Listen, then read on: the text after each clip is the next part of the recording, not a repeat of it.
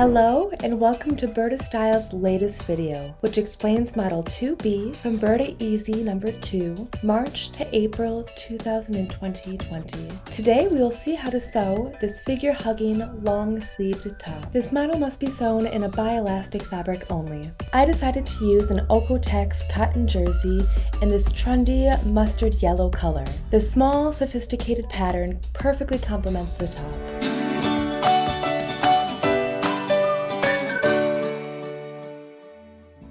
You'll need, for this project, sewing thread that matches the fabric, a sewing needle, a twin needle for jersey fabric, and an extra bobbin to use as the second spool for the twin needle, the lean seam tape flexible T15, lightweight, bi-elastic, iron-on, non-woven tape, a pencil or tailor's chalk, fabric scissors, and straight pins. I'm sewing this model with the Experience 560 sewing machine from Elma. I cut out the pattern pieces according to the cutting layout and, before cutting, added the seam allowances. I didn't forget pieces A and B, which already have seam allowances, and transfer the seam numbers and other information on the pattern pieces to the pieces I cut out, including the notches and asterisks. First, I iron the Villian seam tape onto the neckline edges on the front piece, and then I iron the Villian seam tape onto the neckline edges of the back piece between seams number 1. Make sure that the center of the tape matches each marked seam line.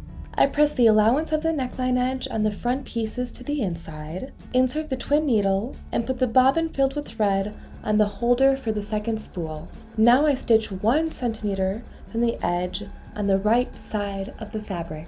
I don't have to neaten anything because the twin needle creates a zigzag stitch on the inside that prevents the fabric from fraying. If you are not using a twin needle, you should neaten the edges before stitching. To ease the front pieces and sleeves, I replace my twin needle with a normal needle and sew with a stitch length of approximately 4 millimeters along both sides of the marked seam line at a distance of 5 millimeters. I make sure that sufficient thread remains at the seam ends. First, I ease the front pieces by firmly holding the lower thread and pushing the front pieces together. I distribute the width evenly and make sure that they have the measurements indicated in the sewing instructions. As soon as I have finished easing, I can tie a knot in the lower threads. I pin the center seam of the front pieces to each other, right sides together, and I also pin the lining to band B, wrong sides together.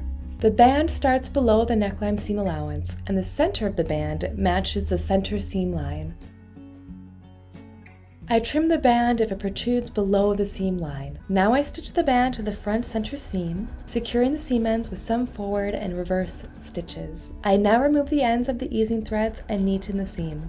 I carefully press the seam apart and sew the seam allowances to the neckline edge by hand in order to reinforce the center seam of the front pieces. I neaten the allowances of the shoulder seams and place the shoulder seams of the front piece and back piece on each other, right sides together. The neckline seam allowances should be visible. Pin and stitch the shoulder seams. Press the seams apart.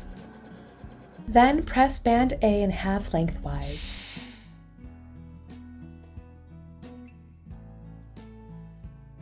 I pin the band to the back neckline, right sides together, so the open edges are on the neckline edge. Now I turn the ends of the band towards the front neckline. When stitching the pieces together, I always remember to secure the seam ends. I trim the allowances to prevent them from protruding at the band as soon as the band on the back piece is turned toward the inside. Clip the seam allowances at the curves. Now press the bands to the inside and pin. Top stitch the front neckline at a distance of 7 millimeters.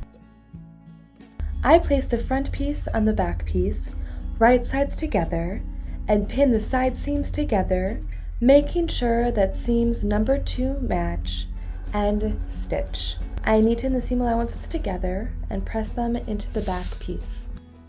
I have already sewn the threads for easing the sleeves, so now I can distribute the width evenly as described in the sewing instructions for the front pieces. I fold the sleeve lengthways, right sides together so that seams number 3 match. Now I pin the sleeve seams and stitch them. The allowances are neatened together. Insert the sleeve into the armhole, right sides together, making sure that notches 4 match. The shoulder must match the notch on the sleeve head, and the sleeve seams and side seams must also match. Stitch the allowances together and neaten them. I press the hem allowance to the inside, pin it, and stitch at a distance of 2.5 centimeters from the edge. If you aren't using a twin needle, do not forget to neaten the hem allowance before you stitch. I press the hem of the top and do not pull on the fabric at all. The top is now finished.